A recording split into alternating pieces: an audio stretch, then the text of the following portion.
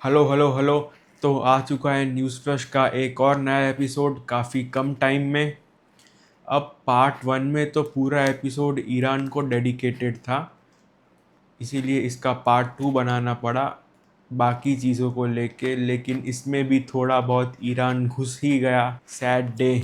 Okay, तो बस अब पार्ट टू चालू करने से पहले प्लीज़ बस वीडियो को लाइक और सब्सक्राइब कर दो चैनल को, ताकि ऐसे ही वीडियोस आते रहे। So welcome to the episode 16 part two of news flash. एक ऐसा शो जो मैंने खाली अपनी जेल जाने की चुल मिटाने के लिए बनाया है। जैसे मैंने इस वीडियो का पार्ट टू बनाया, उसी तरह धुरंधर के मेकर्स ने भी अपनी मूवी दो पार्ट्स में बनाई है।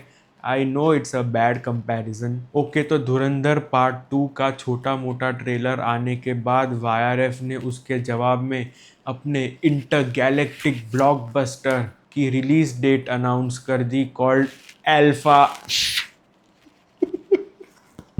चिटकी चिटकी चिटकी चिटकी।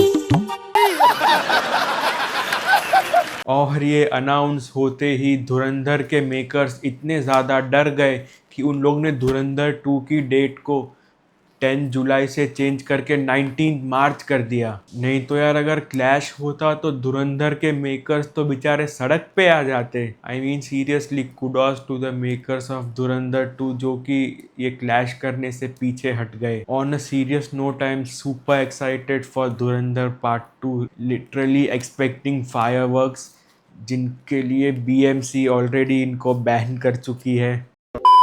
ओके, तो ईरान को पूरा पार्ट वन डेडिकेट करने के बाद here we are talking about the recent LPG shortage और hoarding in India, whatever it is. यार, ये वॉर कब ख़त्म होगी यार? बस अब बहुत हो गया। बस जल्दी से खार्ग आइलैंड को कैप्चर करके खुलवाओ स्ट्रेट ऑफ हॉर्मुज। बेचारे समाजवादी नेता को 55 सिलेंडर्स की होर्डिंग जैसा चिंदी काम करना पड़ रहा है। Amid this LPG crisis, there's an SP Neta who's been caught hoarding cylinders.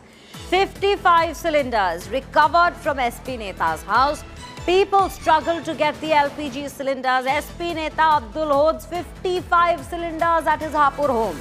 Amidst the ongoing LPG crisis, 55 filled gas cylinders were recovered from the residence of SP leader Abdul Rehan in Hapur, Uttar Pradesh. It's a large cache of cylinders which was seized from the premises of this very Samajwadi Party leader during a raid that was conducted by the administration. It's being alleged that while the general public struggles with gas crisis, individuals associated with the Samajwadi Party are engaging in hoarding and contributing to a state of chaos. वैसे ये party already टोटी चुराने के लिए बदनाम है, अब और कितना स्टैंडर्ड गिराएंगे ये लोग।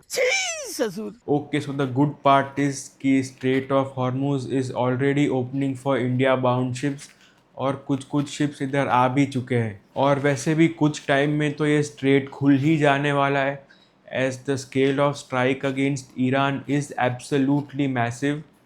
एंड अनदर पॉजिटिव बीइंग कि सऊदी अरेबिया ने अपना काफ़ी सारा ऑयल रेड सी की तरफ डाइवर्ट करना चालू कर दिया है, तो उसमें भी कोई एज सच डिस्ट्रप्शन नहीं है। तो अब गुड न्यूज़ से सीधा आ जाते हैं बैड न्यूज़ पे, about India's own satellite navigation system called NavIC, जिसमें कि अभी खाली 3 ही सैटेलाइट्स एक्टिव है, या ज़्यादा से ज़्यादा 4 एज़ पर इसरो, जबकि इसको ठीक से चलने के लिए मिनिमम 7 सैटेलाइट्स चाहिए, और टोटल सिस्टम 11 सैटेलाइट्स का होना चाहिए था। एज मैंशनड बाय इसरो, अभी अभी एक सैटेलाइट का एटॉमिक क्लॉक ख़राब हो चुका है, विच एज़ पर आई नो एक ऐसा डिवाइस है जो कि सैटेलाइट का पोजिशनिंग डेटा ग्राउंड पे भेजता है।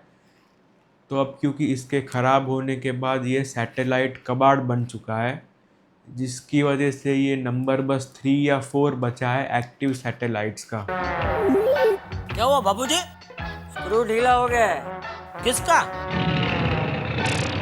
नेविक की एक सैटेलाइट का कॉस्ट 18 या 19 मिलियन डॉलर्स है, और total project cost including 11 satellites, ground stations और जो लॉन्चिंग और बाकी सबका कॉस्ट है सब मिला के अराउंड टोटल प्रोजेक्ट कुछ $525 मिलियन का बैठता है, विच इज सिमिलर और less than just about 2 months of Ladki Bahin scheme in just Maharashtra. आजकल हमारे देश में मुफ्त की रेवड़ी बांटकर वोट बटोरने का कल्चर लाने की भरसक कोशिश हो रही है।